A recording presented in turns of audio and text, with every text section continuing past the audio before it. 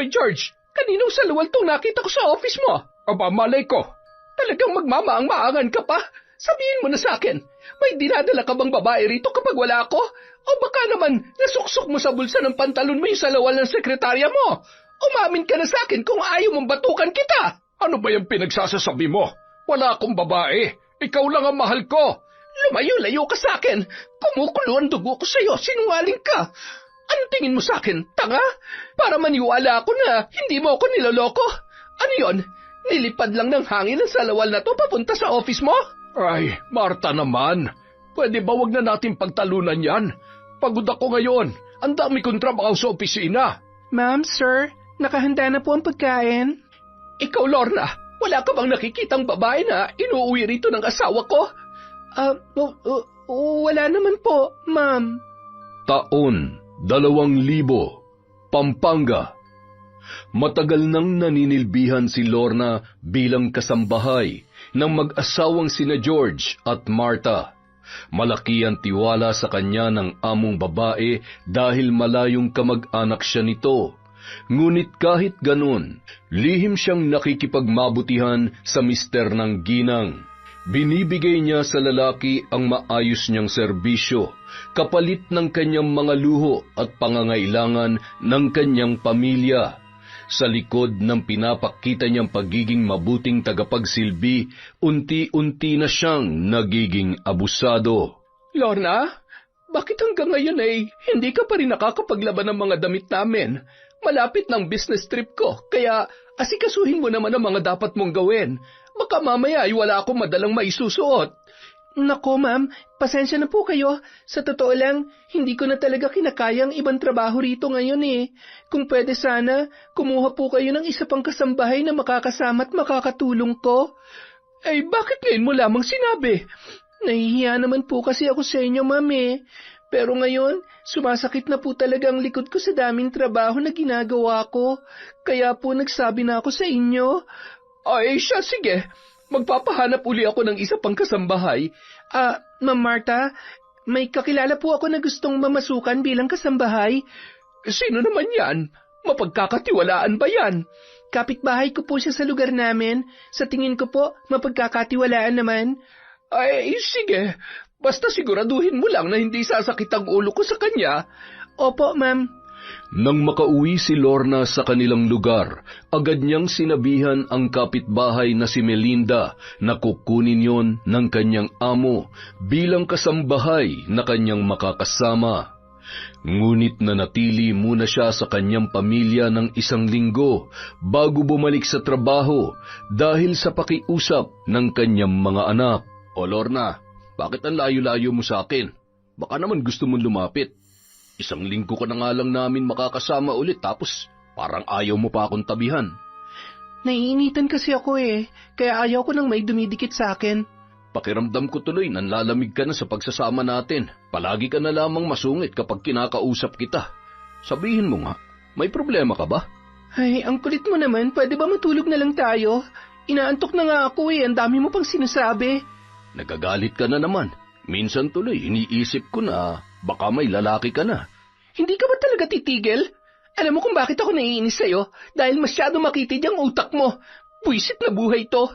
Galit na napabalikwas ang babae sa kanyang kinahihigaan at nagtungo na lamang sa kanilang sala upang doon na matulog. Nang matapos ang 1 linggong pamamalagi niya sa kanyang pamilya, humingi siya ng tawad sa mister dahil sa masasamang nasabi niya noong nakaraang gabi. Bago siya umalis, nagkaayos at nagkaunawaan sila ng kanyang asawang si Dolfo. Samantala, sinama niya na ang kapitbahay sa pagbabalik sa kanyang trabaho. Magandang araw po sa inyo, ma'am. Ako po ang bagong kasambahay na kinuha ni Ate Lorna. Siguro naman, Lorna. Nasabi mo na sa kanya mga bawal dito. Opo, ma'am. Mabuti naman. Sige, aalis na ako at kayo nang bahala dito sa bahay. Ayusin niyo ang trabaho ninyo, ha? Mag-iingat po kayo, ma'am. Magalang na yumuko si Lorna sa amo bago yun umalis. Samantala nanatiling nakatayo si Melinda habang nililibot ng kanyang paningin ang kabuuan ng napakalaking bahay. Ilang sandali pa, napansin niya ang pagtaas ng kilay ng katiwalang kasambahay. Matalim na nakatingin sa kanya ang babae na nagdulot ng kaba sa kanyang dibdib. Bakit ganyan kayo makatingin sa akin, Ate Lorna? May nasabi ba ako o nagawang hindi maganda? Talagang nagtatanong ka pa. Ano, tatayo ka na lang ba? Umpisahan mo na maglinis ng bahay. Pagkatapos magluto, maglaba ka na rin. Tsaka, huwag mong kalimutan pakainin ng mga alaga nilang aso, ha? Yes, ma'am. Masusunod po. Ay, nga pala. Ano pong ginagawa niyo rito? May mga gawaing bahay rin po ba na nakatuka sa inyo? Bakit mo tinatanong? 2 taon na ako naninilbihan sa mga amo natin at malaki ang tiwala nila sa akin. Kaya kung ano man ang ipag-utos ko sa'yo, gawin mo agad. Ngayon may makakasama na ako rito. Ang trabaho ko na lang ay punahin kung may pagkakamali ka. Umayos ka dahil ayoko mapahiya sa kanila. Ay, sige po, ate, ma'am. Sa unang pagtatrabaho ng dalaga, nakaramdam agad siya ng matinding pagod dahil halos lahat ng gawaing bahay ay siya na ang gumagawa. Habang si Lorna naman abala lamang sa panunood ng drama sa telebisyon. Nang sumapit ang gabi, umuwi na ang kanilang mga amo. Lorna, nakaluto ka na ba ng makakain namin? Opo ma'am. Nakahain na nga po ang mga pagkain nyo ni Sir sa hapagkainan eh. Kumusta naman ang bagong kasambahay? Nasaan nga pala siya? Naglalaba pa po siya, ma'am. Abay, gabi na. Bakit hindi pa rin siya natatapos? Mukhang makupad yata siyang kumilos sa mga gawaing bahay, Oo nga po, ma'am eh. Tinulungan ko na lang din siya sa ibang gawain niya para lamang matapos ka agad. Ay, hindi pwede sa akin ang ganyan. Tsaka, dapat hati kayo sa mga gawaing bahay. Kawawa ka naman kasi kung lahat ng trabaho ay ikaw pa rin ang gagawa. Anong silbi ng pagkuha namin ng isa pang kasambahay kung ganito lamang ang mangyayari? Hayaan niyo na po, ma'am. Mukhang nag-a-adjust pa kasi siya. Hindi magtatagal, siguradong matututo rin siyang kumilos ng mabilis. Ay, sige. Ikaw nang bahala sa kanya, ha? Lorna, hatiran mo ako mamaya ng tea sa office ko. Marami kasi akong tatapusin na trabaho ngayon. Ako na lamang ang magdadala ng tea mo mamaya. Kawawa naman si Lorna dahil masyado na siyang napagod sa mga gawaing bahay. Ano ka ba? Mas nakakapagod ang trabaho mo kaya magpahinga ka na lang at matulog na maaga. Hayaan mo ng kasambahay natin na gawin ang inutos ko dahil sinasahuran naman natin siya ng tama. Hindi ba, Lorna? Opo, sir. Habang masayang pinagsisilbihan ni Lorna ang kanyang mga amo, bahagya namang nakaramdam ng sama ng loob si Melinda nang hindi sinasadyang marinig nito ang mga kasinungalingan ng katiwala. Nang matapos na siya sa mga gawaing bahay at pareho na silang nasa kanilang silid, nilapitan niya yon at sinabi ang kanyang hinaing. Ate Lorna, bakit? May kailangan ka ba? Pwede ba tayong mag-usap? Tungkol saan? Narinig ko kasi yung usapan nyo nung amo natin. Di ba? Mag-isa ko lang namang ginawa ang lahat ng gawaing bahay.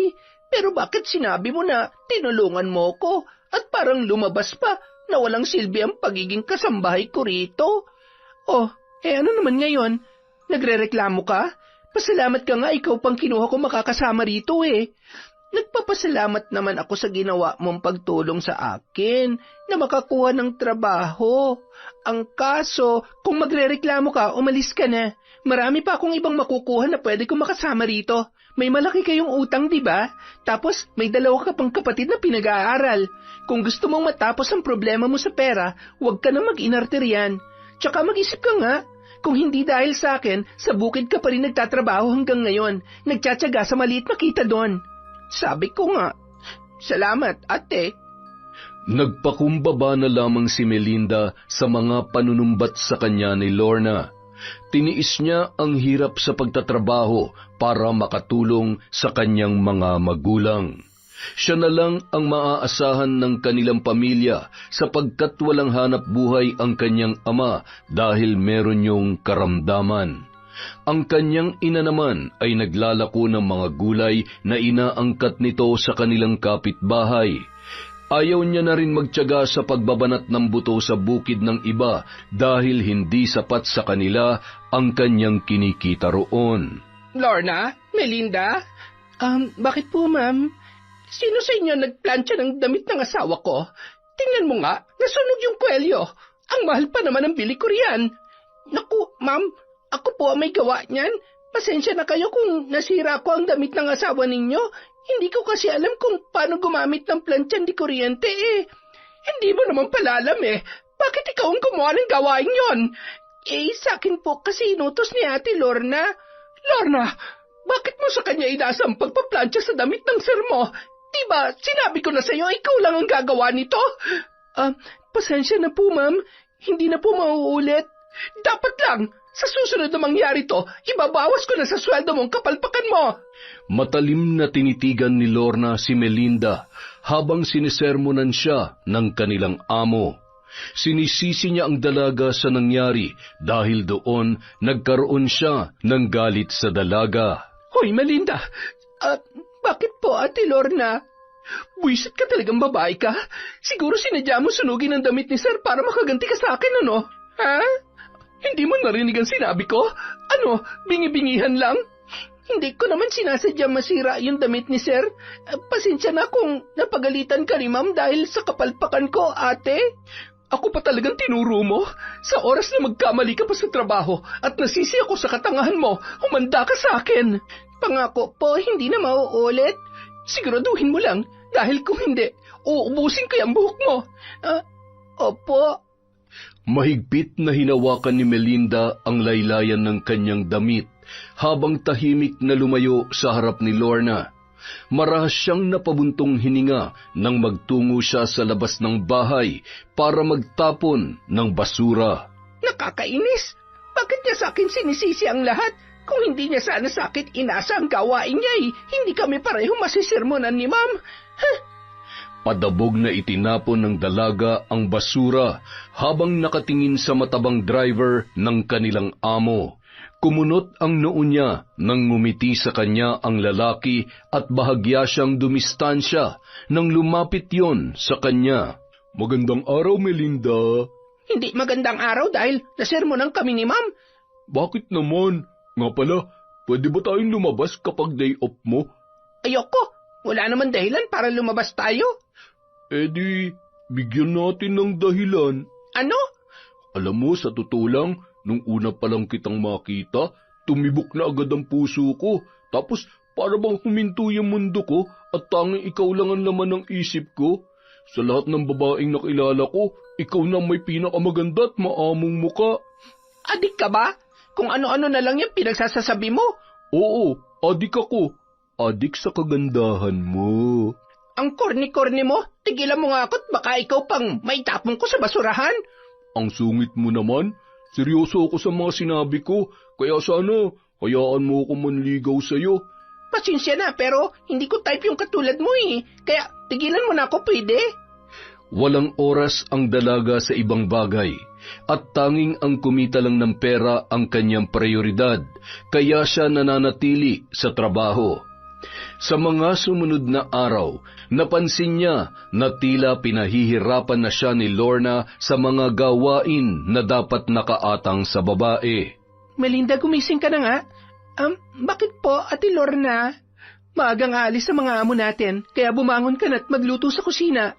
Pero ako na nagluto nung hapunan kagabi, di ba?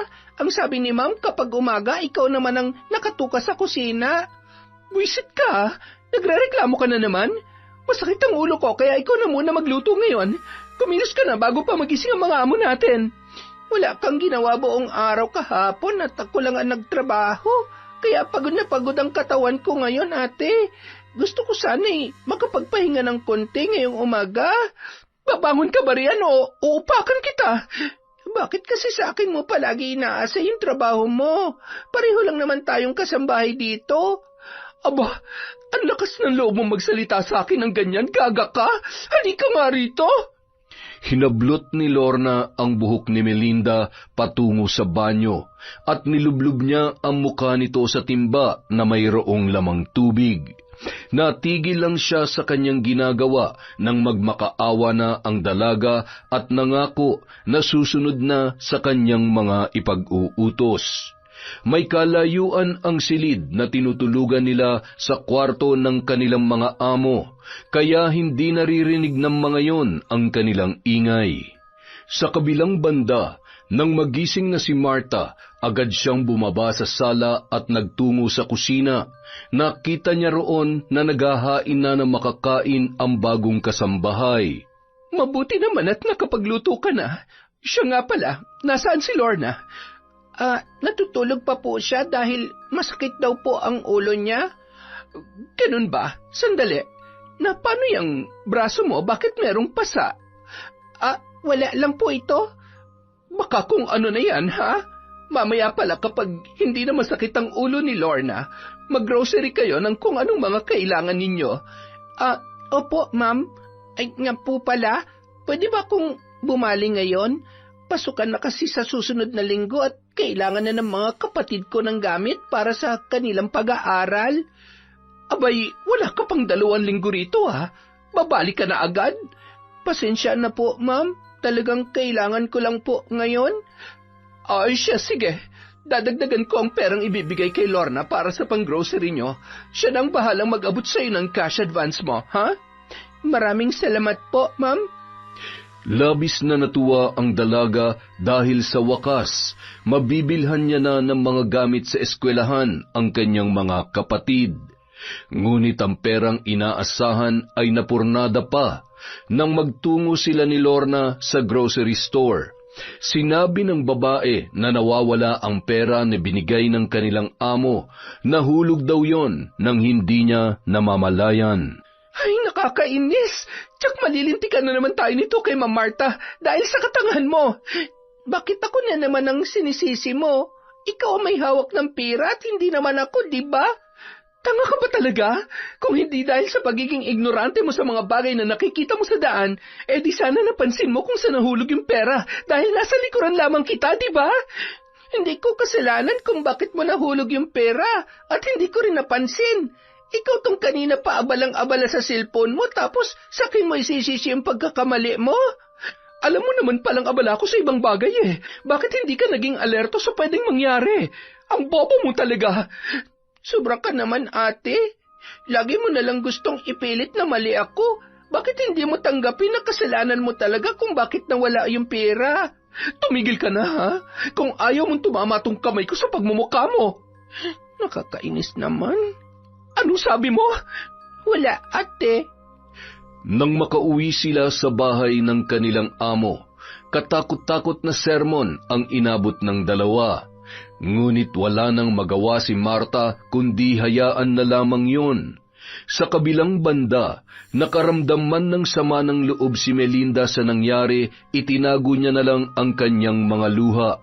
Nagtungo siya sa bakuran para doon magpahangin. Ang galing-galing ko talaga. May maipapadala na naman ako para sa mga anak ko. Mabuti na lang tatanga-tangang babaeng yon. Masayang-masaya si Lorna habang inaayos ang perang ibinigay ng kanilang amo. Nagsinungaling siya na nawawala yon upang makuha at magamit sa pagbili ng pangangailangan ng kanyang mga anak. Hindi sapat ang kinikita ng kanyang asawa, kaya napipilitan siyang gumawa ng paraan para matustusan ang lahat ng kailangan ng kanyang pamilya. Kahit pa yon ay may halong panlilinlang. Ngunit napatigil siya sa kanyang ginagawa nang marinig ang boses ni Melinda mula sa kanyang likuran. Ang dami niyong pera, Ate Lorna. Saan galing yan? Bakit mo naman tinatanong? Wala lang po, ate. Baka naman pwede mo akong pahiramin ng pera. Kailangan ko kasi makapagpadala dahil malapit na ang pasukan ng mga kapatid ko.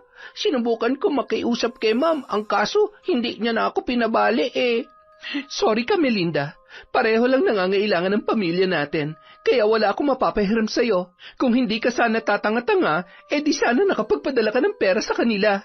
Hindi ko naman ginusto yung nangyari, ate. Pero sana maging maayos na ang trato mo sa akin.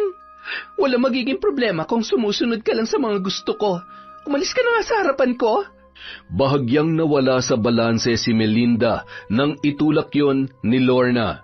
Hindi pa rin nawawala ang galit ng babae dahil mula nang makasama niya sa trabaho ang dalaga, palagi na siyang nasisermonan ng kanilang among babae. Samantala, ang lihim na pakikipagrelasyon niya sa asawa ni Martha ay nagpatuloy lamang. Kahit pa naging mabuti sa kanya ang ginang. Lorna, halika na. Pumunta na tayo sa opisina ko. Sandali lang, Sir George. Baka gising pa si Ma'am. Tulog na yon, mahimbing na. Bilisan na natin dahil sabik na ako sa iyo, Lorna. Halos gabi-gabi niyo na akong ginagamit pero yung perang hinihingi ko sa inyo, hindi niyo pa rin binibigay sa akin. Ito naman masyado matampuhin. Makakahalata ang asawa ko kapag bigla ng pag-withdraw ko sa bangko ng malaking halaga na hinihingi mo. Pero ibibigay ko talaga yun sa'yo. Kailangan ko lang yung kunin ng paunti-unti. Sigurado ka dyan, ha? Oo naman. Halika na't maglaro na tayo ng habul-habulan sa opisina ko. Ay naku, ang tanda-tanda nyo na pero antibay pa rin ang tuhod ninyo. Ano ka ba naman? Talagang ganun. Malakas pa ako sa kalabaw. Mariing niyapos ng lalaki ang bewang ni Lorna at siniil pa yon ng halik. Ngunit parehong nanlaki ang kanilang mga mata nang makita na nakatayo pala sa kanilang likuran si Melinda. Nanatili lamang tahimik ang dalaga habang umiiwas ng tingin sa kanyang nasasaksihan. Halika nga sa kwarto. Aray, nasasaktan ako. Bitiwan mo ako, Ate Lorna. Kung ano man yung nakita mo, huwag mong sasabihin kay Ma'am. Dahil sa oras na malaman niya, humanda ka sa akin. Bakit mo nagawang makipagrelasyon sa boss natin, ate? Hindi ka ba natatakot sa pwedeng mangyari? Hoy, babae, huwag kang masyadong pakialamera. Itiko mo na lang yung bibig mo para tumagal ka sa trabaho. Pamilyadong tao ka na, ate. Kawawa naman yung asawa at mga anak mo sa ginagawa mo. Bukod pa ron, malaki ang tiwala sa iyo ni Ma'am Martha, kaya hindi ka dapat nakikiapid sa mister niya. Ginagawa ko to para sa kinabukasan ng mga anak ko. Kaya kung ayaw mo masira ang pamilya namin, wala kang pagsasabihan. Nanatiling tahimik si Melinda sa kanyang natuklasan dahil natatakot din siya sa maaaring mangyari. Ngunit hindi niya inaasahan ang ginawa sa kanya ni Lorna. Palihim na pumasok ang babae sa silid ng kanilang amo at kumuha ng isa sa mga alahas nito. Nilagay ni Lorna ang bagay na yon sa gamit ng dalaga para palabasin na siya ay magnanakaw. Sino sa inyong pumasok sa kwarto ko? Nawawala ang alahas na halos kabibili ko lang. Umamin kayo, isa ba sa inyo ang kumuha ng gamit ko? Wala po akong alam dyan, Ma'am. 2 taon na akong naninilbihan sa inyo at kahit kailan, hindi ako pumasok sa kwarto niyo nang walang permiso ninyo. Ikaw, Melinda. Ma'am? Naku, wala rin po akong alam. Patingin nga kami ng mga gamit mo. Ha? Bakit? Ikaw lang naman ang pwede magnakaw ng gamit ni Ma'am dahil kailangan mo ng pera, di ba? Oo, kailangan ko ng pera pero hindi ko magagawa magnakaw. Ma'am, maniwala po kayo sa akin. Hindi mo ako makukumbinsi hanggat hindi mo ipinapatingin sa akin ang mga gamit mo. Wala pong problema sa akin yan, Ma'am. Kumpiyansa ang dalaga na ipakita ang mga gamit niya sa kanilang amo, sapagkat wala siyang alam sa nawawalang alahas nito. Ngunit laking gulat niya nang makita sa kanyang bag ang bagay na yon. Nanginig ang buong katawan ni Melinda, dala ng matinding takot. Kita mo na, hindi nga ako nagkamali sa hinala ko. Magnanakaw ka talaga. Hindi ko alam kung paano napunta sa bag ko ang bagay na yan. Talagang itatanggi mo pa? Ang kapal ng mukha mo. Maayos kitang tinanggap dito kahit madalas kang palpak sa mga trabaho mo. Pinagbigyan kita dahil naaawa ako sa'yo. Tapos ganito lang ang igaganti mo sa akin? Pero hindi ko po talaga kinuha ang alahas niyo, Ma'am. Mamatay man ako. Alam ng Diyos na nagsasabi ako ng totoo. Pues mamatay ka na. Umalis ka na rito kung ayaw mo ipadampot kita sa mga pulis. Ma'am, nakikiusap po ako. Huwag niyo naman po akong paalisin. Wala po ako mapupuntahan dito. Wala akong pakialam. Kahit manginig ka pa sa gutom, ayoko sa lahat yung tao magnanakaw at sinungaling. Walang nagawa si Melinda sa pagpapaalis sa kanya ng amo, kundi ang mag-empake na lamang ng kanyang mga gamit. Habang umaagos ang luha, matalim na nakatingin sa kanya si Lorna. Bilis-bilisan mo ng kilos mo. Baka mamaya madamay pa ako sa iyo sa galit ni Ma'am. Alam kong ikaw ang naglagay ng alahas ni Ma'am sa bag ko. Dahil wala namang ibang gagawa noon bukod sa iyo. Hoy, ayusin mo yung mga sinasabi mo, ha? Ang lakas ng loob mong paratangan ako. Bakit, may ebidensya ka ba? Wala. Pero alam ng Diyos kung anong ginawa mo sa akin. Humanda ka dahil magbabayad ka rin sa kasalanan mo. Pinagbabantaan mo ba ako? Hindi. Pinapaalalahanan lamang kita na palaging may karma sa mga maling ginagawa ng tao. Saglit na nabalot ng katahimikan ng paligid matapos ang kanilang sagutan. Tanging ang mahihinang yabag ni Melinda na lamang ang maririnig habang siya ay papalayo. Pilit pinipigil ang galit na kumukulo sa kanyang dibdib. Bago pa man makalabas ng bahay ng kanyang amo, sinalubong siya ni Dindo na may pag-aalala. Melinda, saan ang punta mo? Day off mo ba ngayon? Pinapaalis na ako ni Ma'am. Bakit naman? May nagawa ka bang kasalanan? Wala. Pero hindi ko nadipinsan ang sarili ko laban sa akusasyon sa akin. Ano naman ang akusasyon sa'yo? Tsaka, paano na yan? May matutuluyan ka ba? Kung gusto mo, pwede ka munang manatili sa bahay namin. Ako lang at ang lola ko naroroon. Huwag na. Salamat na lang. Aalis na ako. Hindi alam ni Melinda kung saan siya pupunta. Naglakad na lamang siya na buo ang loob. Sa ilang araw na palaboy-laboy niya sa lansangan, nakaramdam siya ng matindim pagod at pagkagutom. Nang dahil sa kalam ng sikmura, nawalan na siya ng malay. Mabuti na lamang may mag-asawang basurero na tumulong sa kanya at kinupkup siya ng mga yon. Sa kabilang banda, bumalik sa dating gawi si Lorna. Siya na ulit ang gumagawa ng lahat ng trabaho sa bahay ng kanyang mga amo. Ma'am, pwede ka po ba kayo makausap? Tungkol saan naman? Babali po sana ako. Ano? Lorna, bakit parang palagi ka na lamang bumabali? Tapos kapag oras na ng sahuran, makikiusap ka sa akin na huwag mo nang ibawas sa sahod mo ang cash advance na kinuha mo. Sa totoo lang, ang laki na ng utang mo sa akin. Inaabuso mo na yata ang kabaitan ko sa'yo. Hindi naman po sa ganon. Talagang madalas lang po kaming kapusin. Hindi kasi sapat ang kinikita ng asawa ko eh. Kaya ako na po ang sumasagot sa kakulangan ng mga gastusin namin. Pasensya ka na. Pero hindi na ako pwede magbigay ng cash advance sa'yo hanggat hindi ka nakakabayad sa mga utang mo. Nakaramdam ng galit si Lorna sa hindi pagbibigay sa kanya ni Martha ng pabor. Kaya lumapit na siya kay George at muling ibinigay ang maayos niyang serbisyo.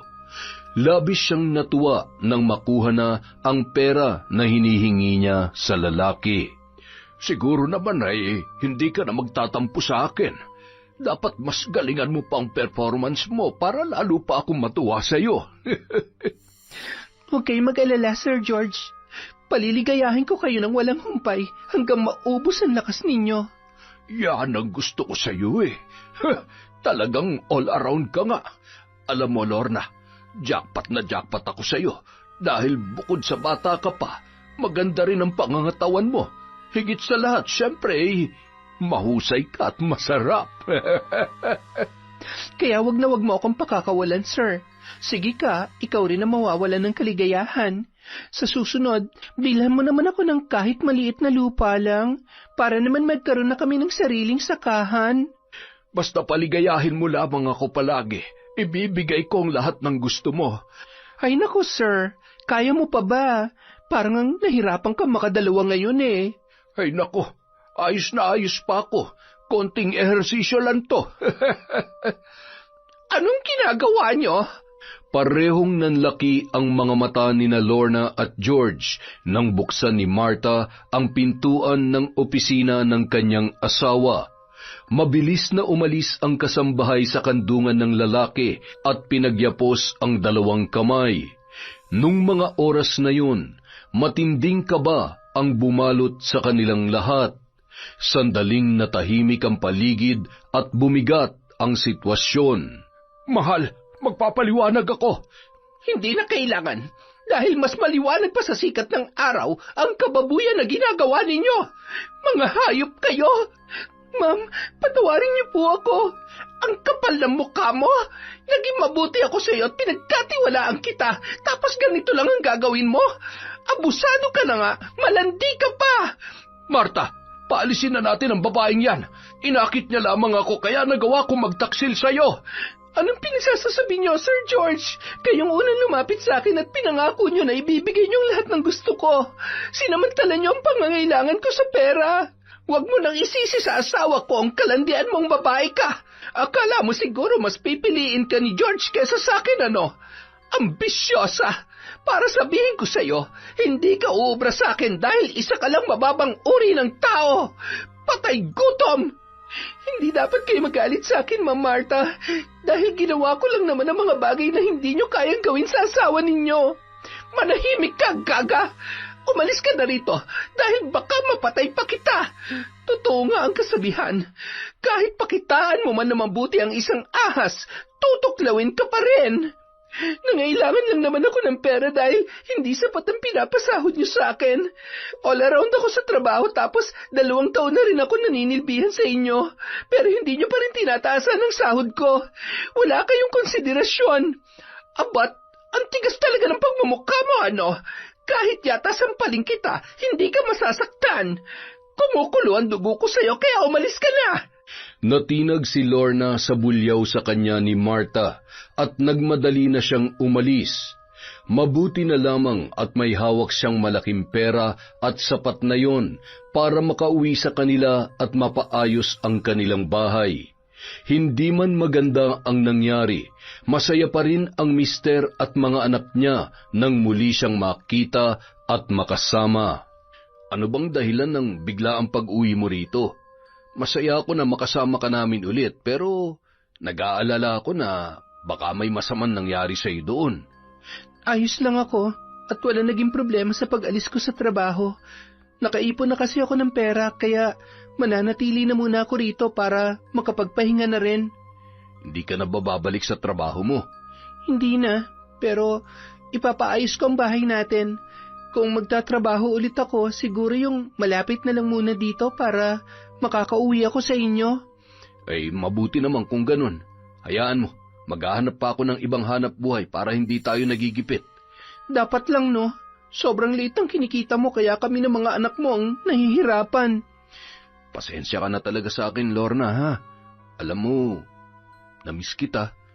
Ang saya ko dahil magkakasama na ulit tayo ng mga anak natin. Sana makahanap ka na ng maayos na trabaho. Para naman hindi tayo kinakapos ng malala. Pangako yan, Lorna. O siya, sige.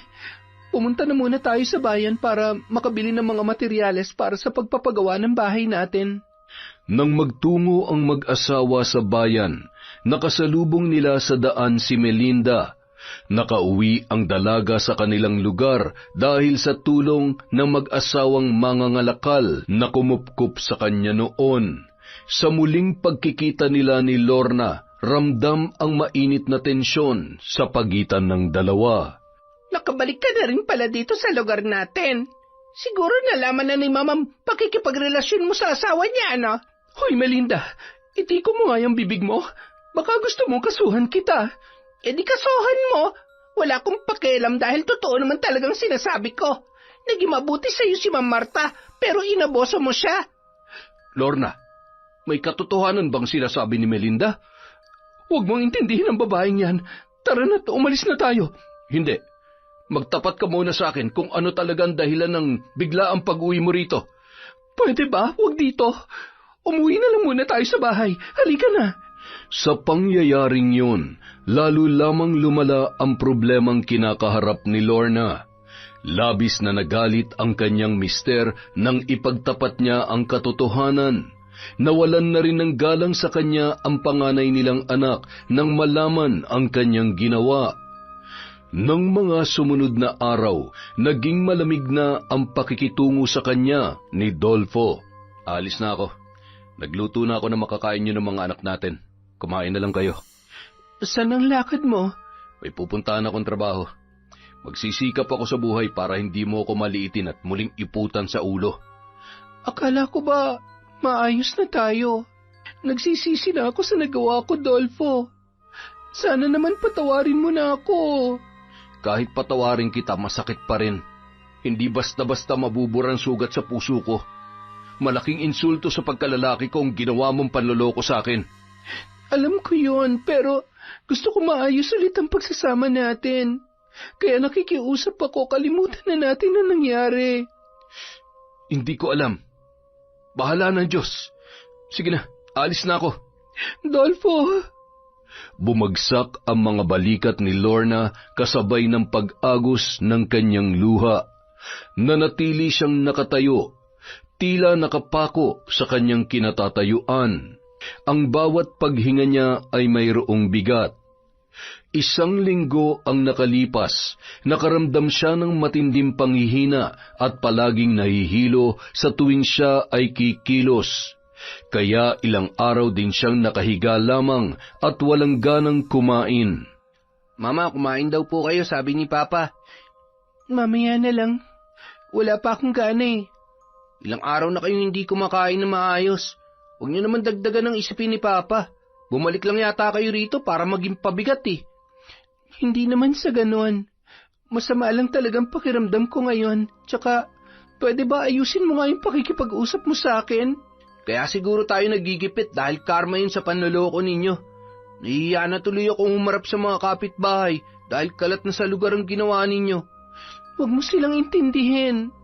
Mag-focus ka lang sa pag-aaral mo. Bakit kasi nagawa niyo pang bagay na yun? Hindi niyo na inisip yung kahiyan sa pamilya natin. Nakakainis kayo. Padabog na lumabas ng kwarto ang binatilyo. Ilang sandali pa, bigla na lamang sumigaw si Lorna dahil sa matinding pananakit ng kanyang sikmura. Ano nangyayari sa'yo? Ang sakit ng sikmura ako, parang pinipiga yung loob. Halika, pumunta tayo sa ospital. Huwag na, ikuha mo na lang ako ng maligamgam na tubig na maiinom. Baka napasukan lang ng hangin ang sikmura ko. O siya, sige. Magpahinga ka na lang din muna dyan. Sa ilang araw ng panghihina ni Lorna, hindi niya pa rin yun pinansin at pinagsawalang bahala na lamang. Samantala, habang inaayos ang kanilang bahay, nakatanggap sila ng paanyaya sa kapitan dahil mayroong nagreklamo sa kanilang ginagawa. Ano bang problema mo sa pagpapagawa namin ng bahay, Melinda? Bakit kailangan umabot pa tayo sa ganito? Wala kasi kayong mga konsiderasyon. Kahit gabing-gabi na gumagawa pa rin kayo at nakakaistorbo na kayo sa amin. Hindi kami nakakatulog dahil sa ingay ninyo. Ang sabihin mo, naiinggit ka lang. Wala ka kasing pera para ipaayos ang bahay niyong tagpi-tagpi. Bakit naman ako maiinggit sa perang galing sa madumi? May pera ka nga pero sa masamang paraan mo naman ako, ha? Ano? Napakabastos mo talaga. Bastos lang naman ako sa mga taong walang respeto sa iba. Kung noon, ginagalang ko pa kayo, Ate Lorna, pero dahil sa ginawa niyo sa akin, bumaba ng tingin ko sa inyo. Hindi ka ba talaga titigil? Nang dahil sa'yo nagka-problema ang pagsasama namin ng asawa ko. Tapos ngayon, pinahiya mo pa ako kay Kapitan. Sumusobra ka na talaga. Lorna, Melinda, huwag naman kayo mag-away sa mismong harapan ni Kapitan. Magkaayos na lamang kayo para hindi na humaba ang usaping ito.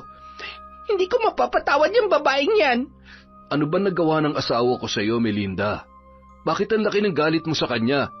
Pinalayas ako ni Ma'am Marta dahil nilagay niya sa bag ko ang alahas noon. Ginawa niya yun para hindi siya mabuko sa pagiging kabit niya sa asawa ng amo namin. Itigil mo na yung kasinungalingan mo. Punong-puno na talaga ako sa iyo. Bakit? Totoo naman ang sinabi ko, ha? Hayop ka! Nauwi sa matinding sakitan ang sagutan nilang yon. Nagtamo ng maraming kalmot sa mukha si Melinda. Samantala si Lorna naman, Napunit ang damit dahil sa malakas na paghatak ng dalaga. Nagawa silang awatin ng mga staff ng barangay, ngunit nauwi pa rin ang lahat sa gulo. Sa galit ni Dolfo, kinaladkad niya na ang kanyang asawa pauwi. Ano ba nangyayari sa'yo?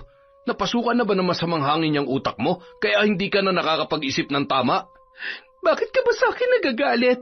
Ang babaeng yun na nag-umpisa ng gulo, kaya tigilan mo ako, Dolfo.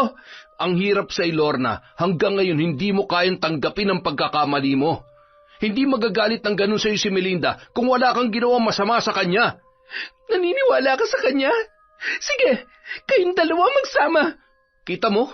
Ang kitid talaga ng utak mo. Bahala ka nga sa buhay mo. Hindi na kita pakikialaman. Aray! Napatigil si Dolfo sa paghakbang nang marinig ang hinaing ng kanyang asawa. Nakaramdam siya ng pag-aalala kay Lorna nang sumigaw na yon dahil sa matinding pananakit ng tiyan. Sa takot ng lalaki, isinugod niya na sa ospital ang kanyang misis. Nang masuri ng mga doktor ang babae, sinabi nito na maaaring hindi lang siya natunawan sa kanyang mga kinain. Kumusta ang pakiramdam mo? Okay na ako. Nawala ng sakit ng tiyan ko. Mabuti naman. Dolfo, pasensya ka na sa akin kanina, ha? Nadala lang talaga ako sa galit ko kay Melinda. Ang problema kasi sa iyo, palagi mong pinapairal ang init ng ulo mo. Tapos, hindi ka pa marunong makinig. Oo na, inaamin ko naman na nagkamali ako. Kaya sana wag mo nang ulit-ulitin ang mga nagawa kong kasalanan. Hindi mo ako masisisi, Lorna, kung bakit ganito ko. Sa totoo lang, hanggang ngayon nasasaktan pa rin ako sa ginawa mo eh. Pero dahil may mga anak tayo, wala akong magagawa kundi manatili sa pagsasama natin. Pinunasan ng lalaki ang luhang nagbabadyang tumulo para itago ang kanyang kahinaan. Sa puntong yun, hindi na nagawang magsalita pa ni Lorna. Sa halip ay nanahimik na lamang siya. Agad siyang pinauwi ng doktor nung araw na yun. Ngunit sa mga sumunod na araw, nagkaroon ng malalaking pantal ang buong katawan niya na naging dahilan para mamaga ang kanyang muka. Carlo, pwede ba pakikuha mo yung gamot ko sandali? Kailangan ko na kasing uminom ngayon eh. Ano ba yan? Puro na lang kayo utos sa akin. Alam nyo na ngang may ginagawa pa eh, tapos inaabalan nyo pa ako. Huwag ka man magreklamo dyan na parang mahirap yung inuutos ko sa'yo. Kukunin mo lang naman yung gamot ko eh. Oh, bakit nagdadabog ka pa? Dapat kasi hindi na kayo umuwi rito kung magiging pabigat lang kayo sa amin. Mas mainam pang bumalik ka na lamang sa lalaki mo eh. Bastos ka! Ano ba nangyayari sa'yo? Bakit ganyan ang trato mo sa akin? Nagpakahirap ako magtrabaho para maibigay lang ang pangangailangan nyo na hindi kayang punan ng ama ninyo, tapos ganito mo ako kakausapin?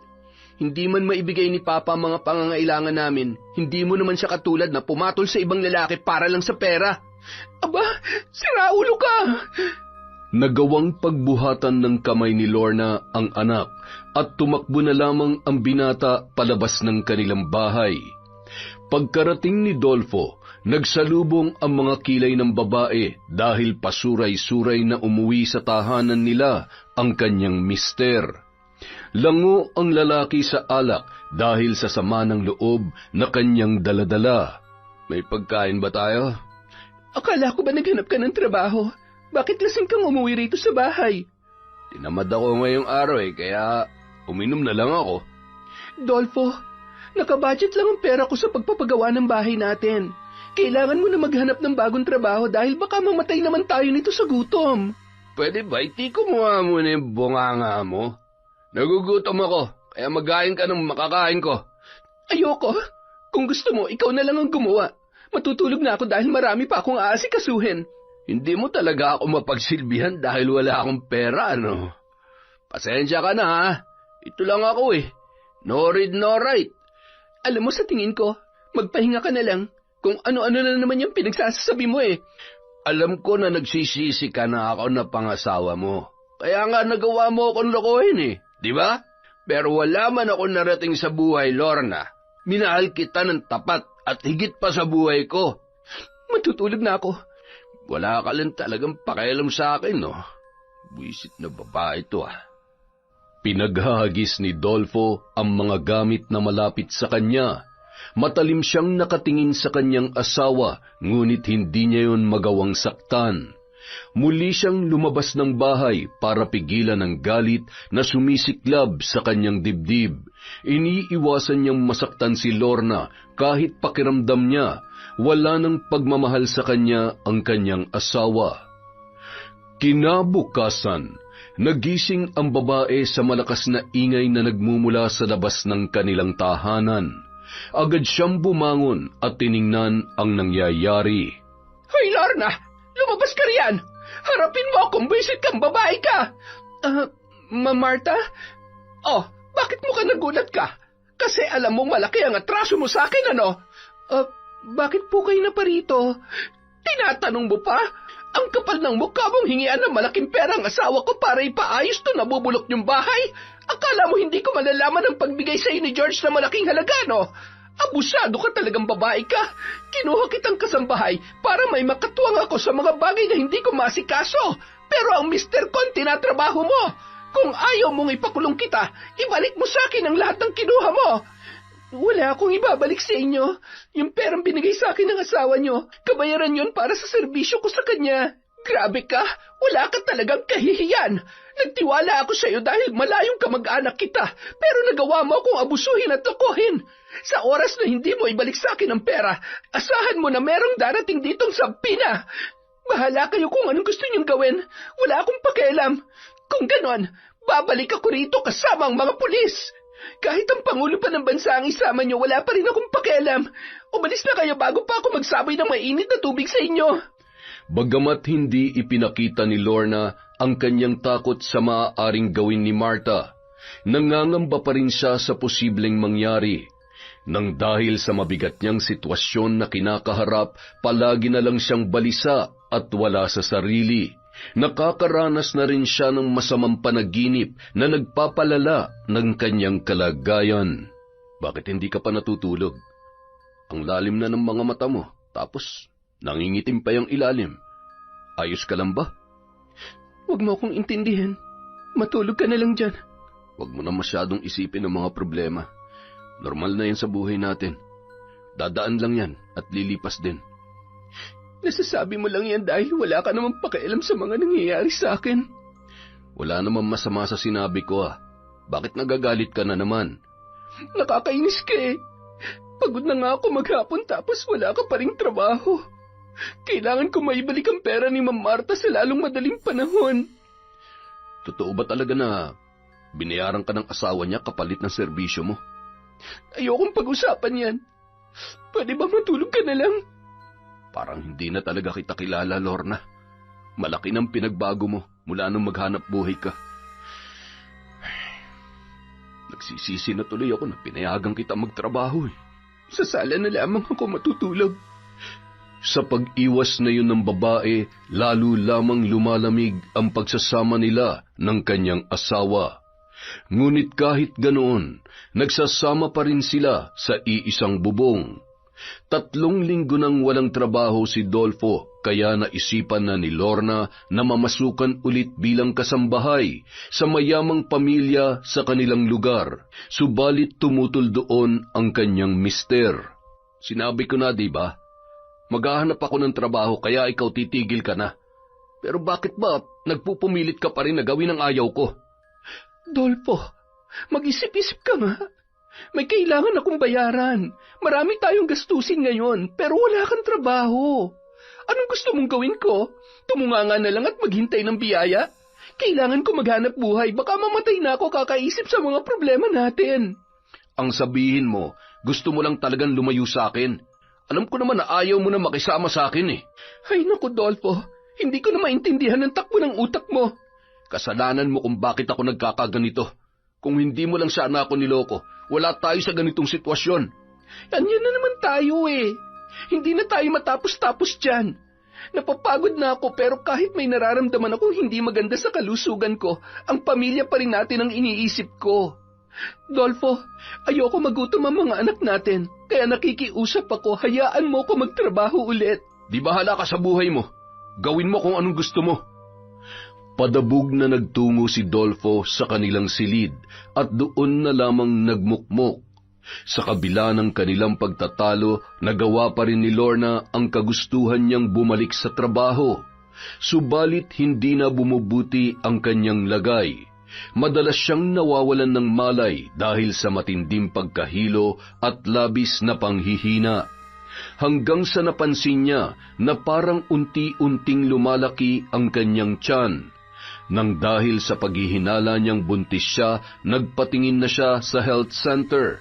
Ngunit negative ang naging resulta noon. Sa patuloy na paglala ng kanyang karamdaman, napilitan siyang huminto sa pagtatrabaho. Sa kabilang banda, naging mahirap din ang kalagayan ni Melinda dahil nagkasakit pa ang kanyang ama. Ngunit laking gulat niya nang lihim na nakipagkita sa kanya si Martha at binigyan siya ng malaking halaga. Nako, ma'am, para saan po itong pera? Isipin mo na lang na tulong ko yan sa'yo. Pero, maaari ko pa yung dagdagan kung susunod ka sa ipag-uutos ko. Ha? Ano pong ibig niyong sabihin, ma'am? Gusto kong makaganti kay Lorna sa mas masakit na paraan at kakailanganin ko ang tulong mo. Pasensya na po, pero hindi ko kayo maunawaan. Babayaran kita kahit mas malaki pa sa binigay ko sa iyo ngayon. Basta sundin mo lamang ako. Ano po bang ipag-uutos ninyo? Maghanap ka ng mga taong susunog sa bahay na pinapagawa nila ngayon. Gusto kong malinis ang trabaho at walang bulilyaso. Po, hindi mo ba narinig ang sinabi ko? Narinig po. Ang kaso po, hindi ko kayang gawin ang pinag-uutos ninyo, ma'am. Pasensya na, pero kailangan ko na pong umalis. Alam kong kailangan mo ng pera, kaya kontakin mo na lamang ako kapag handa ka na sa ipapagawa ko. Malaki ang pangangailangan ni Melinda, ngunit mariin niyang tinanggihan si Martha. Hindi niya magagawa ang ganoong bagay dahil umiiral pa rin ang kanyang konsensya. Ngunit sa mga sumunod na gabi, nagulat na lamang siya nang makita na nilalamon na ng malaking apoy ang bahay ni Lorna. Ano nang gagawin natin ngayon, Dolfo? Wala na tayong magagawa, Lorna, kundi ang tanggapin na lang ang nangyari. Ubus ng pera natin. Paano na tayo ngayon? Susubukan kong lumapit sa munisipyo. Baka matulungan nila tayo. Mas may pag-asa pa tayo kung maghahanap buhay ka kaysa umasa sa tulong ng gobyerno. Naghahanap naman ako. Ang kaso walang tumatanggap sa akin dahil no read no write ako eh. At saka bukid lang talagang pwede kong mapagtrabahuhan. Kung ganon, hahayaan na lamang natin na magutom tayo. May awa ang Diyos. Hindi niya tayo pababayaan. Walang Diyos, Dolfo. Dahil kung meron, hindi niya hayaang masunog ang bahay natin. Ang sunod-sunod na kamalasan sa buhay ng kasambahay ay nagpatuloy kahit nalugmok na ang kanilang pamumuhay. Ang problemang kinakaharap nila ay lalo lamang lumala. Nasira ng bagyo ang ginawa nilang tagpi-tagping matutuluyan na naging dahilan para mawalan na sila ng pag-asa. Mabuti na lamang may napuntahan silang pansamantalang relokasyon kasama si Melinda na apektado rin ng pangyayari. Pare-pareho man silang nahihirapan, hindi nawala ang galit nila sa isa't isa dahil umiiral pa rin kay Lorna ang pagiging makasarili. Ate Lorna, bakit mo kinuha yung pagkain namin? Anong pinagsasasabi mo dyan? Iniwan ko lang saglit sa pwesto namin yung pagkain, tapos kinuha mo na agad. Huwag mo nang subukang itanggi dahil may nakakita sa'yo. Oo, kinuha ko nga. Ano naman ngayon? Lahat na lang yata ng masamang ugali na sa'yo na. Pati ba naman pagiging patay gutom hindi mo pinalagpas? Hindi ko kasalanan kung bakit nawalan kayo ng makakain. Kung saan-saan mo lang kasi nilalagay. Kaya ayan, nga kayo ngayon. Nagugutom na ang kapatid ko. Ibalik mo sa akin ang pagkain namin. Sorry ka, pero kinain na namin. Sumakit sana ang tiyan mo sa pagiging swapang mo. Kung ako sa'yo, manahimik ka na lang at... Naputol ang sasabihin ng babae nang makita ang dating amo kasama ang asawa nito. Hindi niya inaasahan ang pagpunta ng mga yon sa evacuation center na kanilang kinalalagyan. Matalim na tumingin sa kanya si Martha at nagsalubong ang kilay nito nang mapansin ang lumalaki niyang tiyan. Buntis ka? Sinong ama niyan? Si George ba o ang asawa mo? Bakit narito kayo? Hindi niyo pa ba ako titigilan? Hindi ako titigil hanggat hindi kita nakikitang gumagapang sa hirap. Martha, akala ko ba'y narito tayo para tumulong sa mga nasalanta ng bagyo? Oo nga, pero maliban sa patay gutom na ito. Pwede ba tigilan niyo ng asawa ko? Nananahimik na kami ngayon, kaya sana'y lubayan niyo na kami. Huwag mo akong uutusan, lalaki. Alam ko ang ginagawa ko, kaya manahimik ka. Kung tutulong kayo sa mga kasamahan namin dito, umpisahan nyo na. Huwag na kayong mag-aksaya ng oras sa amin dahil wala kayong mapapala. Humanda ka, Lorna, dahil hindi lang itong hirap na daranasin mo. Oo na. Pwisit. Iniwasan na lamang ni Lorna si Martha dahil lalo lamang titindi ang kanilang hidwaan kung papatulan niya pa ang matandang amo. Ngunit sa totoo lamang, nakaramdam siya ng awa sa sarili at inggit. Sa lahat ng taong nasalanta ng bagyo, ang pamilya lang nila ang hindi nakatanggap ng tulong mula sa dati niyang amo. Ngunit ganun pa man, nanatili siyang tahimik hanggang sa makaalis ang mga yon. Lorna, ano pang ginagawa mo rito? Halika na't matulog na tayo. Pasensya na kayo sa akin, ha? Kasalanan ko talaga kung bakit tayo naghihirap ngayon. Huwag ka mag-alala. Pagsubok lang to sa atin. Makakaraos din tayo. Siya nga pala. Kumusta ng pakiramdam mo? Parang mas lalo yatang lumalaki ang tiyan mo, ha? Sigurado ka ba na hindi ka talaga buntis? Ilang beses na akong gumamit ng pregnancy test, di ba? Palaging negative ang resulta at pinayo ng doktor sa center na magpa-ultrasound ako para malaman kung ano nga bang laman ng tiyan ko. Ang kaso, saan naman tayo kukuha ng pera para magawa yun? Huwag ka mag-alala. Matapos lang tong bagyo, maghahanap ulit ako ng trabaho sa bayan. Pero kung wala pa rin, susubukan kong sumama sa kaibigan ko. Saan naman? Sa Maynila. Ang sabi niya sa akin, naghahanap daw ng mga tauhan ng foreman nila. Sa tingin ko, kaya kong trabaho roon. Hindi biro ang lugar na yon. Walang kasiguruhan ng makikipagsapalaran doon. Kung gusto mo, kapag nagkapera ako, pareho tayo magtrabaho doon. Bumalik ka sa pagiging kasambahay, tapos ako naman, construction worker. Sa tingin mo, makakabalik pa ako sa pagtatrabaho kung ganito ang kalagayan ko? Gagaling ka. Halika na't magpahinga na tayo. Sa kabila ng hirap na pinagdadaanan ng mag-asawa, magkasama nilang hinarap ang mga problema sa kanilang buhay. Ngunit sa bawat paglipas ng mga araw, lumalala na ang karamdaman ni Lorna. Lalo pang lumaki ang kanyang tiyan na tila nasa 7 buwan ng buntis. Paminsan-minsan parang may kung anong gumagalaw sa loob noon. Na magkaroon ng sideline si Dolfo, agad na nagpatingin ulit ang babae. Ayon sa resulta ng ultrasound na sinagawa sa kanya, walang nakitang bata sa kanyang sinapupunan, subalit mayroong maliit na bukol na nasa loob noon.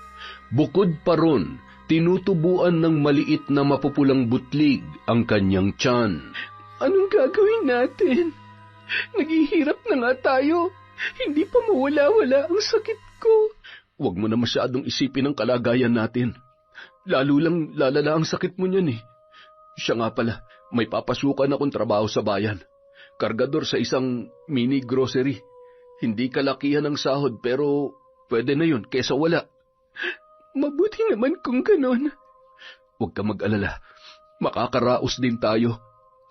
Papa, Mama, nasa labas na naman yung bruha. Sinong bruha?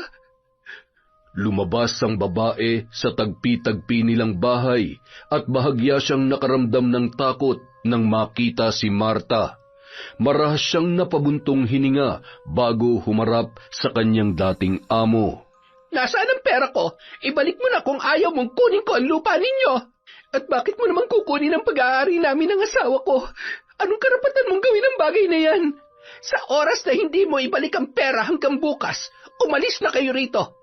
May kakayahan akong kasuhan ka ng estafa at kung ayaw mo makulong, bayaran mo lahat ng atraso mo sa akin. Ibabalik ko ang pera mo. Pero wag mo naman kaming gipitin. Hindi mo ba nakikita ang sitwasyon namin? Wala akong pakialam sa nangyayari sa inyo. Kasalanan mo lahat kung bakit naghihirap ang pamilya mo. Uy babae, kapag hindi mo pa talaga tinigilan ang asawa ko, malilintikan ka na sa akin. Subukan mo lang akong saktan. Titiyakin kong pareho kayo mabubulok sa kulungan. Nakikiusap ako, Ma'am Marta. Bigyan niyo pa ako ng ilang buwan para may balik sa inyo yung pera ninyo. Manahimik ka! Hanggang bukas mo na lang pwedeng ibalik sa akin ang pera. Wala talaga kayong puso. Oo, dahil hindi ka dapat kaawaan. Ano man ang hirap na nararanasan mo ngayon ay bunga ng pagiging abusado mo. Direktang tumama sa puso ni Lorna ang masasakit na sinabi ni Marta. Sa puntong yun, wala nang salitang lumabas sa kanyang bibig at bahagya siyang nakaramdam ng pagod. Dahil sa takot na makulong, hinayaan niya na lamang na makuha ang kanilang pag-aari. Hindi niya mababawi ang kanilang lupa hanggat hindi niya na ibabalik ang pera sa babae. Sa kabila ng suliranin na kanilang kinakaharap, nagulat siya nang alukin sila ng ama ni Melinda na maaari silang pansamantalang tumuloy sa bakanteng lupa na nasa likod ng bahay nito.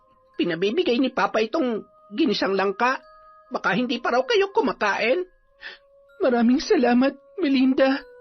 Huwag kang magpasalamat sa akin, Ate Lorna.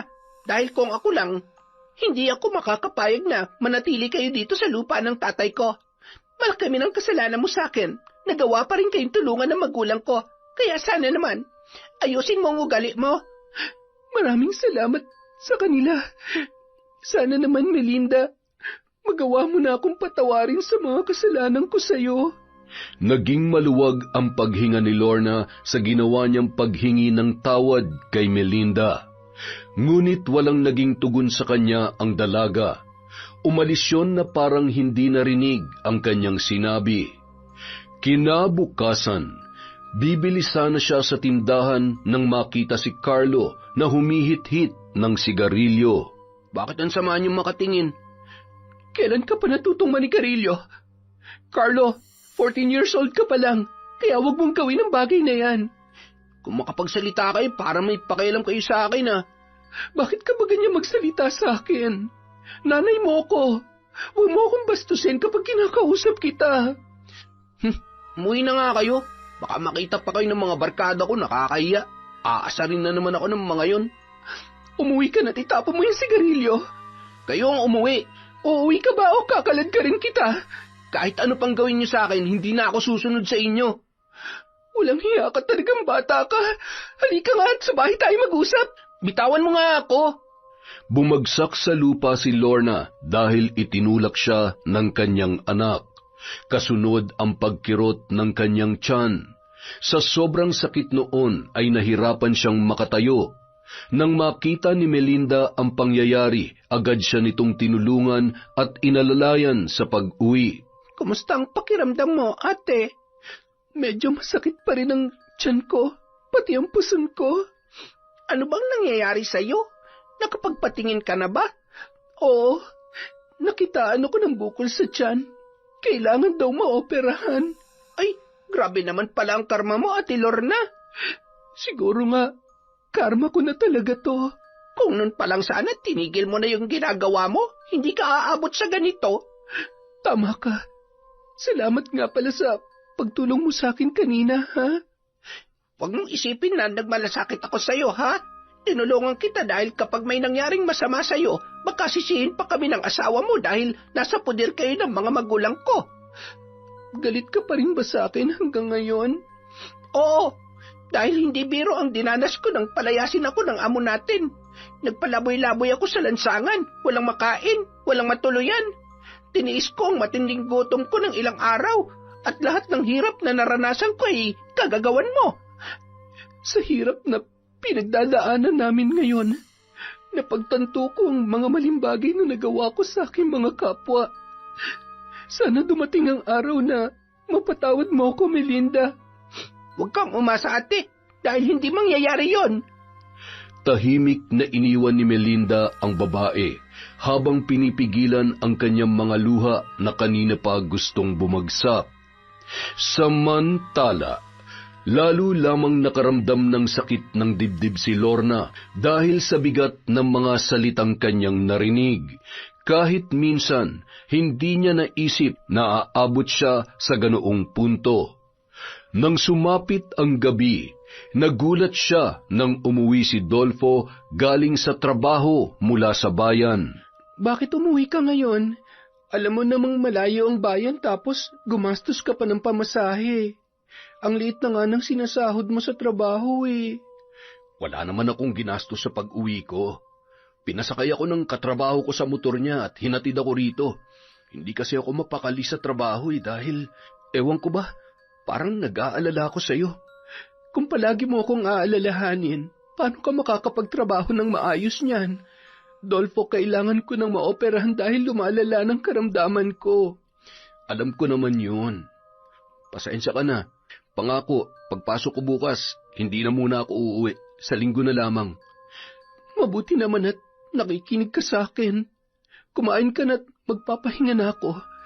Kanina pa kasi ako napapagod eh. O siya, sige. Matulog ka na't ako nang bahala sa sarili ko, ha? Nang gabing yun, mabilis na nakatulog si Lorna, ngunit nagising naman siya sa kalagitnaan ng gabi dahil sa pagkakaroon ng masamang panaginip.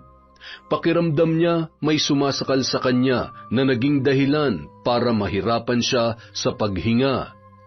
Ilang sandali pa, napasigaw siya nang makita ang maraming uod at mga insekto sa kanilang higaan. Dolfo! Bakit? Ano nangyari? Ang daming uod at mga insekto sa higaan natin kanina. Ha? Ano bang sinasabi mo? Pasensya ka na. Akala ko totoo yung nakita ko eh. Binabangungot ka ba? O baka guni-guni mo lang yun dahil sa matinding pagod? Sinabi ko naman sa iyo, di ba? Huwag ka na masyadong gagawa ng mga gawaing bahay. Hayaan mong tulungan ka ni Carlo. Wala akong aasahan sa anak mong yun. Sa tingin ko nagre-rebelde siya dahil sa mga kasalanan ko sa inyo. May ginawa na naman ba ang batang yun? Sabihin mo sa akin, sinagot-sagot ka na naman ba niya? Hayaan mo na lang muna siya. Naiintindihan ko naman kung bakit siya nagkakaganon eh. Pero hindi tama ang ginagawa niya sa'yo. Nawawalan na siya ng respeto sa atin. Ako nang bahala sa kanya. Ang isipin mo na lang kung paano tayo makakaalis sa sitwasyon natin ngayon. Sige na, matulog na lang tayo ulit. Lumipas ang 3 linggo mula nung magkaroon ng karamdaman si Lorna, mas tumindi pa ang sakit na kanyang pinagdaraanan. Nahihirapan na rin siyang makakilos dahil sa malaki niyang tiyan. Nang subukan nilang humingi ng tulong sa munisipyo, maliit na halaga lamang ang ibinigay sa kanila. Sa araw-araw na pagtitiis niya, parang unti-unti na nitong inuubos ang kanyang lakas. Hanggang sa makonfine na siya sa ospital. Habang naroroon siya, hindi niya inaasahan ang pagdalaw ng isang tao. Kumusta ka na, Lorna? Anong ginagawa niyo dito, Sir George? Naparito ko para humingi ng tawad sa ginawa ko sa iyo. Maling-mali na, ginamit ko ang kahinaan mo noon para mapilitan kang gawin ang gusto ko. Ilang gabi na akong hindi nakakatulog at inuusig ako ng konsensya ko sa mga nagawa ko sa inyo ni Marta. Kung ano man po ang nangyari noon, kalimutan na lang natin. Umalis na po kayo. Baka malamang pa ng asawa ninyo na pumunta kayo rito, ano pang isipin nun? Tsaka, kilala niyo naman si Ma'am Marta. Kapag nalaman niya na pinuntahan niyo ako rito, sigurado na magagalit na naman sa akin yon.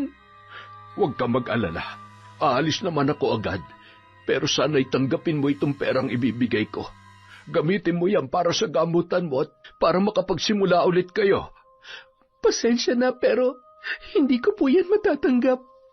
Alam niyo naman na kailangan ko pang ibalik ang perang binigay niyo sa akin noon.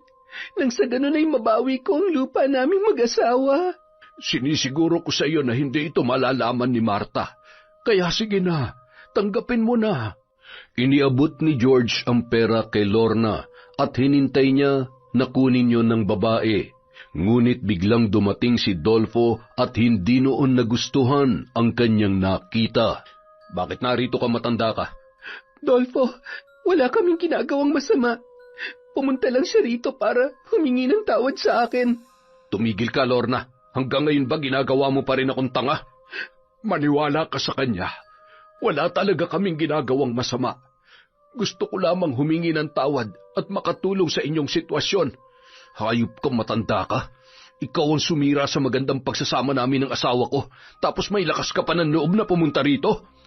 Inaamin ko naman ang pagkakamali ko. Kaya sana ay kumalma ka. Mag-usap tayo ng mahinahon. Umalis ka na rito bago ko durugin ang pagmumukha mo. Sir George, sige na, umalis ka na. Nakikiusap ako. Nabalot man ng matinding tensyon ang sandaling yun. Humupa rin yun sa pag-alis ni George. Samantala, muling nakaramdam ng galit at pagdududa si Dolfo sa kanyang asawa dahil sa nangyari. Halos mamatay ka na nga sa sakit na nararamdaman mo, nagagawa mo pang lumandi. Ganyan ka ba talaga kadesperada sa pera, Lorna? Ilang beses ko bang sasabihin na wala kaming ginagawang masama ni Sir George? Tingnan mo nga ang itsura ko. Sa tingin mo ba magagawa ko pang magloko sa'yo? Tsaka nagbago na ako, Dolfo. Alam ng Diyos yan. Hindi mo ako masisisi kung bakit ako nagkakaganito. At hindi ko rin alam kung hanggang kailan ang pagdududa ko sa'yo. Alam mo, sa totoo lang, pagod na ako, Lorna. Alam ko naman yon. Pero sana naman, Dolfo, maniwala ka sa akin. Nagbago na talaga ako. Mahal na mahal ko kayo ng mga anak natin. Nahihirapan na rin ako sa karamdaman ko at hindi ko alam kung hanggang kailan pa magtatagal ang buhay ko. Walang naging tugon si Dolfo sa pahayag na yon ng kanyang asawa. Hindi niya alam kung paniniwalaan niya pa ba ang mga sinasabi nito, lalo na't punong-puno pa rin siya ng pagdududa. Samantala, hindi naman nagtagal si Lorna sa ospital dahil pinili niya na manatili na lamang muna sa bahay habang nag-iipon ng pera para sa kanyang operasyon. Masama man ang kasalukuyang kondisyon, patuloy pa rin siyang lumalaban. Hanggang sa minsan, dumalaw ang malapit na kaibigan ng ama ni Melinda na isang albularyo. Nang makita nito ang kanyang kondisyon, nagulat siya sa sinabi sa kanya. May isang tao raw na nambabarang sa kanya. Ang bagay na yon ay naging palaisipan kay Lorna. O Lorna, bakit hindi ka pa umiinom ng gamot mo? Baka mamaya sumakit na naman ang tiyan mo niyan. Narinig mo naman ang sinabi ng albularyo, di ba? May taong nambabarang sa akin. Kaya sa tingin ko, hindi ako mapapagaling ng gamot na yan kung nababalot ng itim na kapangyarihan ang katawan ko. Huwag kang maniwala doon.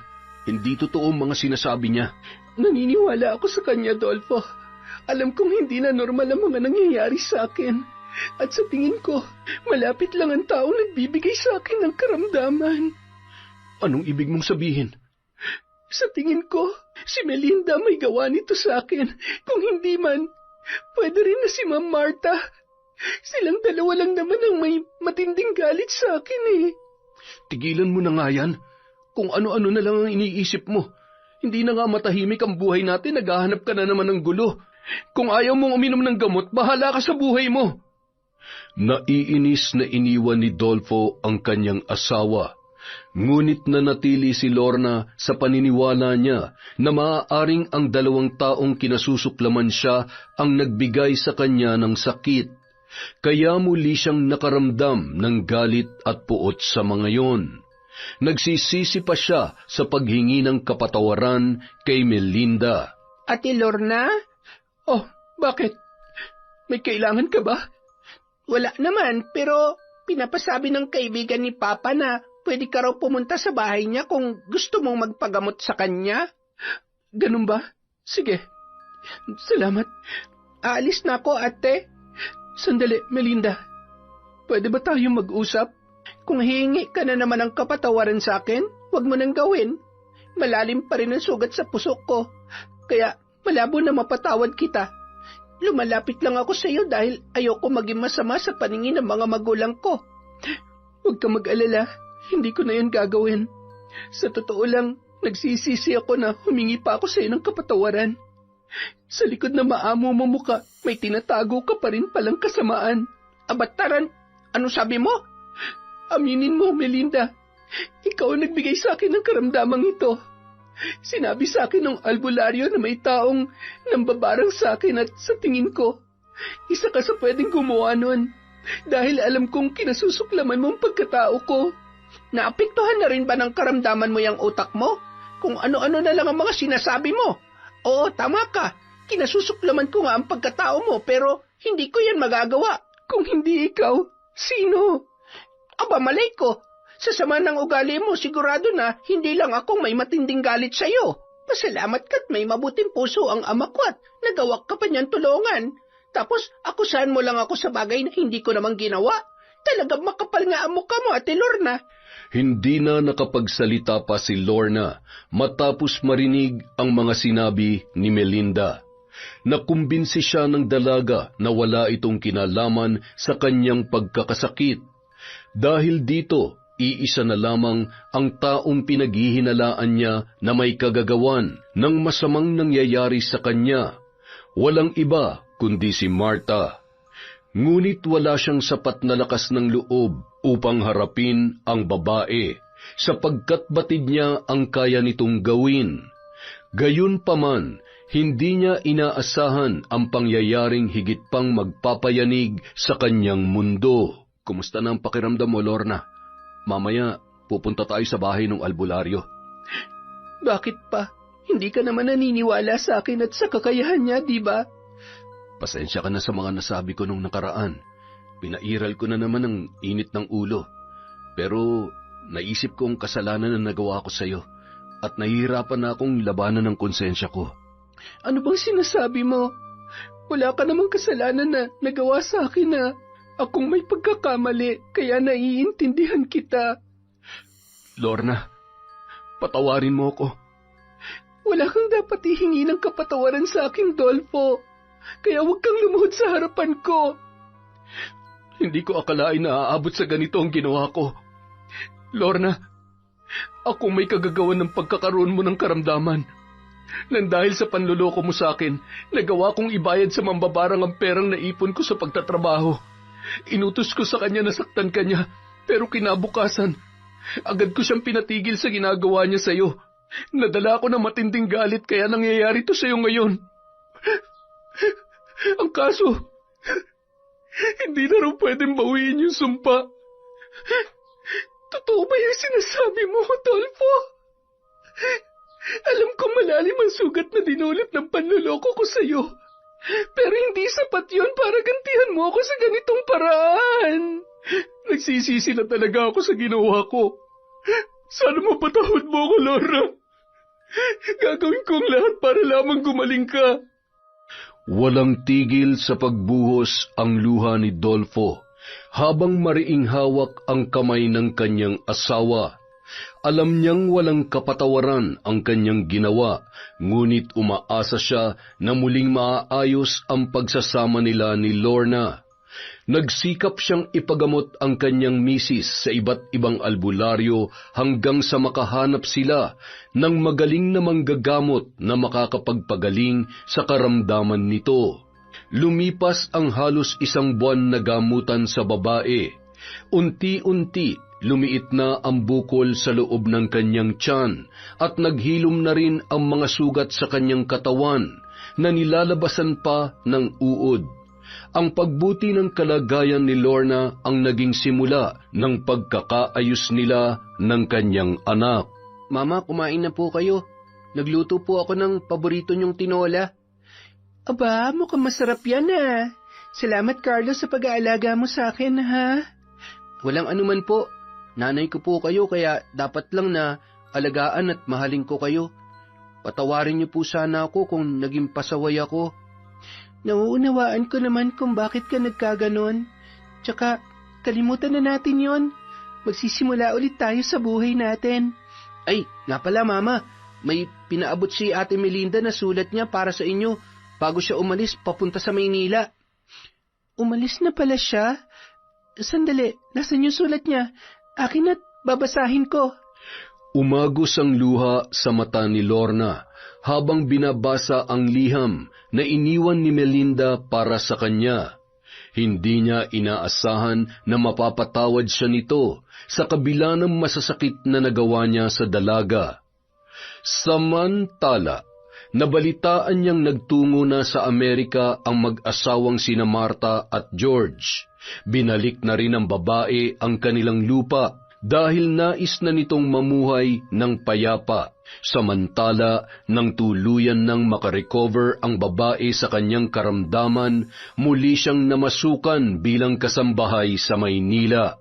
Sa huli, napatunayan ni Lorna na ang pagtanggap sa sariling pagkakamali ay isang mahalagang hakbang sa pagbabagong buhay. Natutunan niya na hindi sapat ang pagsisisi lamang, kundi kailangan din ng tapang na akuin ang nagawang kasalanan. Yon! Grabe, nagulat ako dun Nagulat din ba kayo? Si Dolfo magaling manggulat Dahil dyan, meron na naman po tayong shout out. Hi po kay Chris Victorino, kay Pakita Channel. Hello din po kay Jasmine Vicente, kay Vilma Bautista, kay Chenny Ocol, kay Maddie Jennifer Agustin at Moneth Soto na nasa Kuwait. Mag-iingat po kayo dyan, please. Hi po kay Silviana, kay Edgardo Fontanilla, kay Amy Carbonilla. Hello po kay Emmy Ofelia, kay Emily Zulueta from Andrea of Kuwait. Mag-ingat po kayo. Hi po kay Beverly Carbajosa, kay Yolanda Lopez, kay Medalina, kay Sheena Enriquez, Tess Watanabe, Gilbert Dalisay, Miss Toquero, kay Cristina Peru, Rosemary Casonete. Hello po kay Marion at Eliza Havinia from Elsa Havinia, kay Faith, Jade, Jerry Briones, at sa Sabella family from Kaizini. Hello din po kay Febe Ranyada, kay Lynn Kaunes, kay Hukbang Mazoneg. Hello din po kay Ami Viray, kay Josefina Fuelias, kay Mercy Grace Yoting, kay Princess ng Antipolo. Hi po kay Jingjing de Castro from Oman, kay Jonah Lopez, kay Gia Gigi. Hi din po kay Zenaida Deza, kay Neneng Leonora, Finky Rusi 14, Gilbert Conje. Happy birthday kay Estela Cabral de Silva, and hi sa Cabral family po.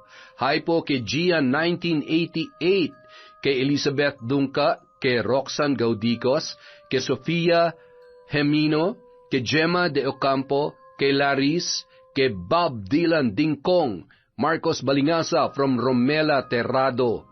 Happy birthday po kay Princess sa April 4 from Antonio Ortanes Jr. Hi kay Jade Creo, kay Tita Honey, kay Tito Glenn Delgado from Jana May Creo. Hello po kay Irma Umali, kay Adela Arcega, kay Maruha Torrenuevo, Jaira, JM, Johnny, John Calix, from Leonida. Hello po kay Marina Lasquite, kay Josephine Beroya, kay Josephine Valencia, kay Raquel Hasegawa, kay Manisan Mamot Mapadtaya, kay Jessie Grace. Hi po kay Lydia Lopez, kay Myla Bangan, kay Glenda Onilan, kay Virgie Latore, Insan. Hi po kay Rainica Gonzaga, kay Cristina Macaso, kay Edwin at Loida de la Peña, kay Mary Year. Hi kay Vanessa Joffet. Hi kay Teresa Manalastas, Amorlim Dordas family from Patrick Dordas. Hello po kay Michelle Marciano from Riyadh. Hi kay Vilma Manabat. kay Jennifer Rodin from Paris. Hi po kay G. Gonzales of Valenzuela City. Ami Edanyo, kusinera sa Jeddah, hello. Kay Oliver Mateo of Hungary. Kay Jelly Rose Taba Mateo of San Ildefonso, Bulacan from June Mateo.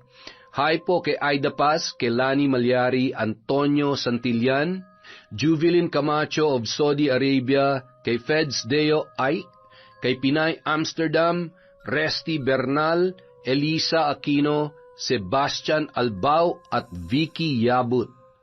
Maraming salamat po sa walang sawang pagsuporta sa Kwentong Enteng.